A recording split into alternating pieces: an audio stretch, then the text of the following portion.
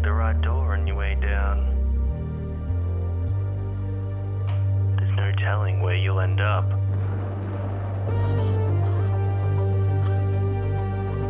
Can you make it through?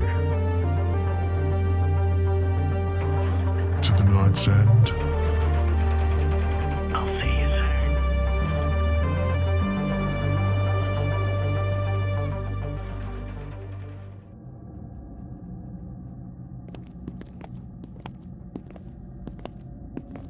The Mortaines built this mansion in 1873.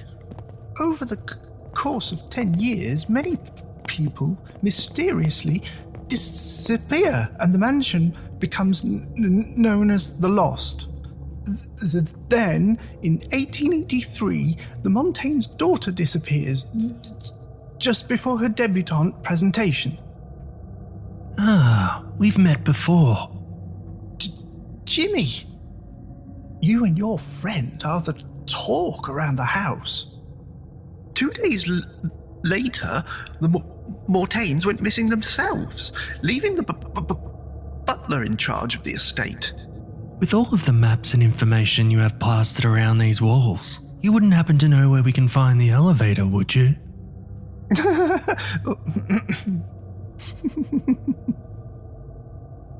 Leaving here should be the last thing on your mind. You should be worrying about how to survive him. I'm not sure we're going to get much from this guy, friend. Is that right? Who are you talking about? No skin off my nose. Don't want to learn. That's all I'm saying.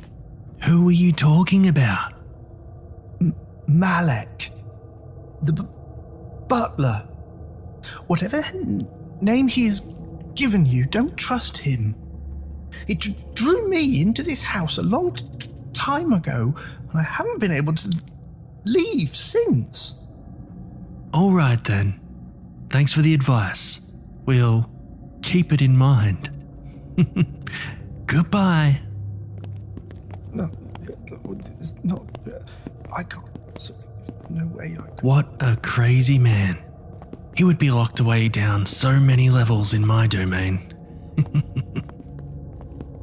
Okay, friend. It looks like a hip flask on this pedestal. Let's do it.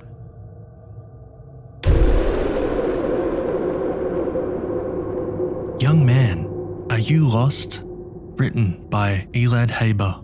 Narrated by James Barnett.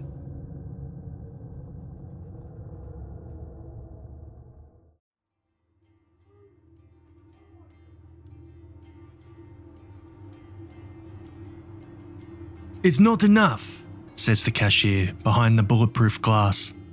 I'm gripping the bottle so tight, it feels like it's mine already. I look over to the front door. It'd be so easy to run. Then I look closer, above the doorway, to a tiny machine gun hidden in the frame. Don't let its size fool you.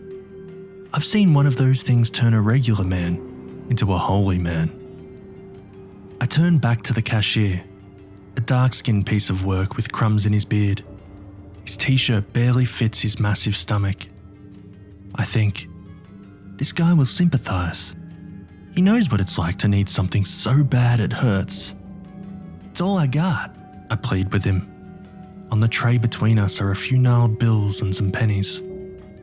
The dark man gives me an even darker look. Not enough, he repeats. Come on, Amir, I say, trying to get him on my level. You know me. I come in here every day. I got my check coming at the end of the week. I just need something to get me through the night. He nods to himself. Maybe he's considering my proposal. Maybe he's going to give me a break. One soul to another. Then he smiles, huge like a clown, so I can see smears of chocolate on his teeth. Get out, he says. Come on, my friend. I open my arms wide, a universal gesture of peace. It only angers him. Get the fuck out or I call police, he says in broken English. waving an arm, shooing me away like a dog. "Fine," I shout. I grab my money from the tray and shove it into my jeans pocket. I step outside into the cold night. There's a slight rain coming down. Headlights flash past on the street. The liquor store parking lot is deserted. Fluorescent lights from the nearby stores and motels buzz. I can feel a headache coming on. It starts small, with a teeny hammering, but will soon become a chainsaw. Sober, bitter and angry, I talk to myself. "Fucking immigrant piece of shit, motherfucker. Fuck you," I shout to the wind in the liquor store. "Taking shit from me? Just like everyone else." I'm not an alcoholic. I'm just in the middle of a multi-year bender, and I'm not inclined to stop anytime soon. The trick is to keep going. Drink, smoke, snort, inject whatever you can get your hands on. That's how I survive. If you fall asleep, good. Get your energy back up to start the cycle again. Food is only necessary at the tail end of a high. The real trick is to never come down. It was going pretty good in that regard until that motherfucker got in the way. I gotta get some money, obviously. There are ways, some more kosher than others. There's robbing and stealing, but I've had problems with that in the past. I'm not as fast as I used to be, and if some punk kid or cop decides to give chase, I'll be ass first in an alley in no time flat. I used to run schemes on the tourists downtown, back when there were tourists downtown. I find a bench underneath a broken streetlight. There's a sign with a picture of a bus on it nearby. Buses haven't run through this part of town in at least 5-6 years. There's a business idea. Start up some kind of van service, shuttling junkies and vagrants from one side of the ghetto to the other. I'd need a van and a driver's license, or at least one of the two. Some footsteps came up on me. I reached down to try and find my knife. It's usually in my front pocket. It takes a long few seconds, but I grab it and swing it around, some pennies dropping on the floor in the process. An old man in a professor's tweed jacket, hat and corduroy pants stands half in the shadows beside the bench. I breathe a sigh of relief. "Fool," I say. "I almost killed you." The geezer's voice is crackly like cereal, popping, losing words. "Young man," he says. "are you lost?" "Motherfucker," I spit back. "This is my town. I ain't lost." I still have the knife gripped in one hand. That doesn't stop this crazy dinosaur from taking a step forward into the light. His skin is in worse shape than his voice. It's crumbled like discarded paper. Grey hair pokes out underneath his wide-brimmed hat, and his face has hundreds of tiny pimples, some with long white hairs. "No," he says, elongating the vowel. He has a speaker's voice, like a radio personality, a hint of an accent. "Not lost geographically, but metaphysically. Do you know who you are? Do you know why you are here?" I think about putting the knife away. This old dude's strange words are at least making my head ache the second thing I'm thinking about right now. Maybe not, I say. But who does? Who knows why they're here? "I do. I can help you," he says, one step closer. "Yeah," I say. "You want to help me? Get me some booze and I'll be your best fucking friend." The old hick shrugs, reaches into his jacket pocket and pulls out a flask. Its polished silver looks clean, the cleanest thing I've seen in years. He pops the cap off with his thumb and hands it to me. It could be poison. Could be turpentine mixed with sleeping pills and gasoline. I don't even sniff it first. I put the top to my lips and tip the flask back like it's water and I'm dying in the desert. The alcohol goes straight to my brain. It tastes heavy, like whiskey. After another 2 swigs, I'm feeling like myself again. "I have more," says the old man. "I brew it myself. Would you like to see?" I take another drink. It's either strong as hell or I'm thirsty as hell. I nod my agreement and reach a hand out to grip his shoulder. Lead the way, my man, I say. This guy's my hero. My own alcoholic guardian angel. As we walk in the opposite direction of the liquor store, he talks. My name is Dr. Pesha. I'm a psychologist by profession, but a bit of a jack of all trades in practice.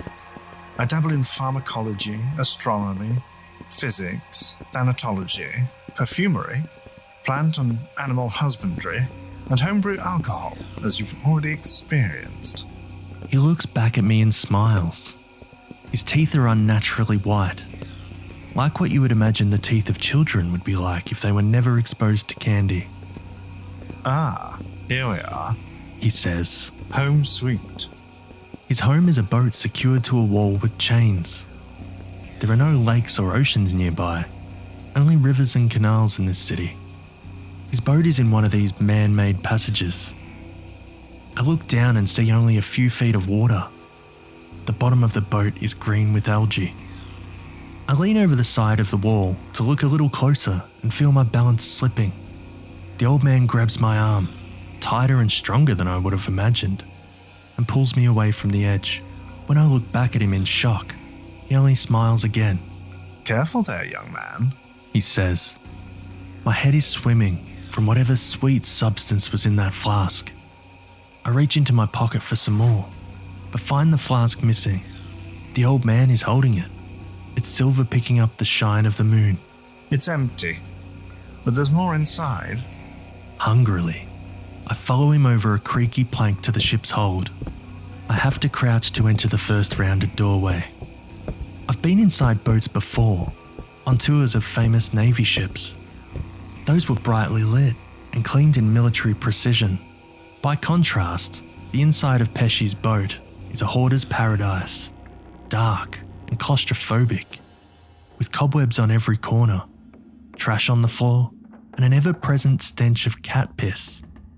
If there is light in these corridors, it's either half dead or blinking some form of SOS plea for help. We arrive in the centre hold of the boat. There are shelves lining every wall, all packed with jars adorned with labels and dates. Inside the jars are a multitude of liquids, some brown, others a frightening green. A few of the jars have brightly coloured liquids inside. There's a desk with a laptop and a messy display of wires that rise to the low ceiling and snake out across the room. Some couches stuffed with books and newspapers. And at least 3 cats sleeping on top of piles of loose paper. A kitchenette with a tiny fridge and an even smaller burner stove is in the farthest corner. Please, He says. sit. There's only one chair, a faded red lounger, not drowning in clutter. It's dead centre, facing one of the couches. I take all this in with a mild sense of disgust, but it doesn't really affect my buzz. The doctor's shit is gold, and I feel great. I sit and lean back as much as I can in the old chair. My man, I say. You said something about a refill? Ah, yes, of course. Says the doctor, already fiddling with something or other. He shuffles over to one of the shelves and pushes aside some derelict newspaper to unveil a spigot connected to one of the jars. The liquid inside is pale brown. He grabs a plastic cup from the floor and fills it. He walks over to the centre of the room to hand me the cup. Outside in the city, he seemed to be frail, stepping slowly. Inside his lair, he moves swift and confident. Drink up. He says, and then sits down on the couch in front of me. He doesn't bother to move aside any of the clutter, just finds the perfect spot to sit his ass down. An ass-shaped space. Now, He says. young man. Why do you keep calling me that? I say, barely through my first sip. I have a name, you know. My folks call me Donald. You can call me Donnie. Okay, Donnie. He says. Tell me about yourself. I heard you yelling in the parking lot. I assume you weren't always this way. What happened to you? Nah, man. I say, that wasn't me. I don't yell, I'm fine. I feel my thoughts ping-pong back across my head. I almost start laughing at the thought of words like balls bouncing around my head. I know what I heard. Pesci says, suddenly serious. I see what you are. I can see your past. You've had violence and pain in your life, probably associated with loss. Who did you lose? The balls in my brain stop in midair. They fall like someone changed the level of gravity. I look at Pesci. He's looking less disheveled than before. Like being home is enough to remake a man. My dad, I tell him.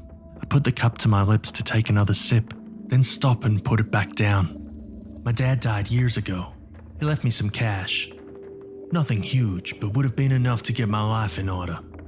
I had a wife, mortgage, and a kid in high school. But I never got the money. My brother and sister stole it from me.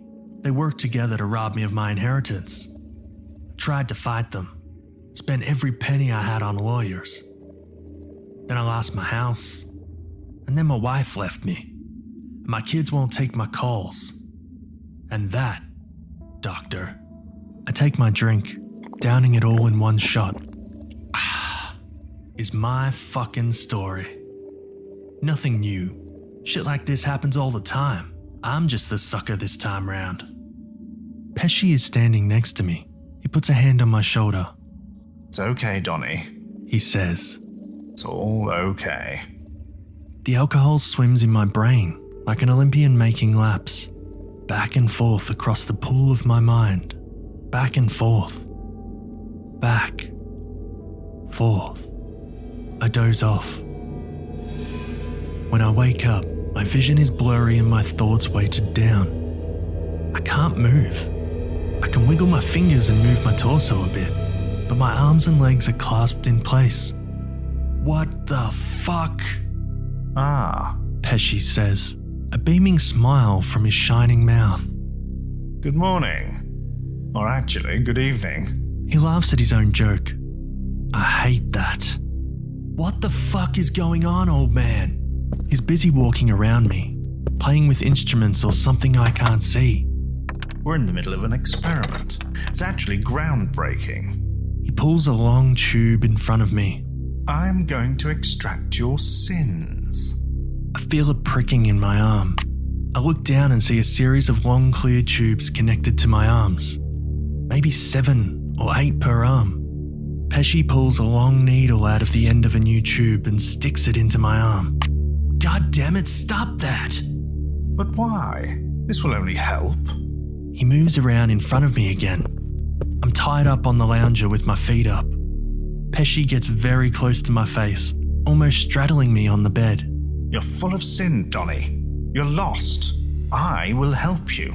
I will pull away those terrible thoughts that force you to drink. With a grin, he tightens one of the straps. You see, Donnie, sin is power. It is all your craven thoughts and the passion of your heart and your mind mixed together. It's the fuel in your fire and the burning in your gut. I can harness that power. I can massage it for new, productive purposes. You were just wasting it. I try to push my way out of the grips, but they're too tight. Get away from me. Let me go. No, he says. Not until you're cured. He disappears behind me. I can feel the tiny bit of sobriety back in my head. It makes me angry. I scream some more obscenities at him, stringing together some choice curse words, throwing in some Arabic and patois I've learnt on the street. There's a loud cranking sound that begins behind me, like an ancient engine has been turned on. I can even smell the fumes, and then the tubes start pulling into me. I look down to see my blood extracted at an obviously unhealthy speed. But it doesn't look like normal human blood. It's not red, but rather tinted in so many different colours, like black and green and orange. And it hurts like hell, like he's drilling into my body and pulling out my organs in liquid form. I scream, I think. Everything becomes hazy. I feel like the boat is moving, churning through rough waters. I see Pesci standing in front of me, drinking from a clear glass cup. Yes. He snarls. That's good. He puts the cup to my lips and forces me to drink. It doesn't taste like alcohol. It tastes metallic, like blood, but mixed with some kind of sugar. How do your sins taste, Donnie? Can you tell the difference between hate and greed? Between anger and lust? I have a brief moment of clarity when the room refocuses and I can hear the machine behind me and feel the slight sway of the boat. I look down, a huge mistake, and see the tube still pulling rainbow-coloured blood from my veins. Then I black out again. When I come to, the sound of the motor behind me has subsided. There's only silence and the ever so slight crashing of waves against a ship's hull. My breath is coming out in ragged heaves like I've been exercising. My throat is dry and I need a drink. Water preferably. My vision is blurred and I feel lighter by 20 or 30 pounds. I'm still in the cluttered hold of the ship. The smell of stale urine is everywhere. A figure stands in front of me. It doesn't look like the doctor, but his clothes are familiar. He turns to me and leans in close so I can smell the alcohol on his breath. His skin is smooth, tinted brown. His eyes are black, like mine. His teeth are bright white. He wears Pesci's tweed jacket, but his face and body are different. Leaner. You feel better? Says the man in Pesci's deep voice. I know I certainly do. He laughs, loud and boisterous. He stands up straight and stretches his arms and back. Yes, this will do. The doctor grips my leg like I'm his new toy. Now, young man, shall we have some more?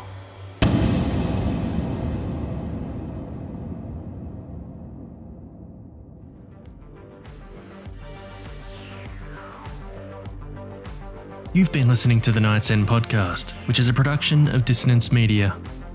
Young Man, Are You Lost? Was written by Elad Haber.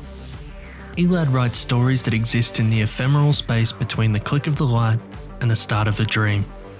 His stories have been featured most recently at Space and Time magazine, Hybrid Fiction, and Starship Sofa.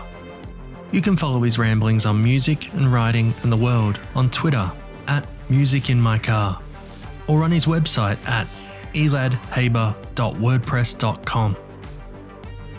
This episode was narrated by James Barnett. Head to www.jamesbarnettauthor.com for more from James. The Stuttering Man and Dr. Pesci was performed by Mike Ricard from the Stories of Strangeness podcast, where Mike and Zoe discuss all things on topics of the paranormal, folklore, cryptids, hauntings and more. To check it out, head over to storiesofstrangeness.com or wherever you listen to your podcasts. Jimmy Horrors was performed by James Barnett. This episode was produced and edited by James Barnett. Here at the Night's End, we thank every one of you for listening.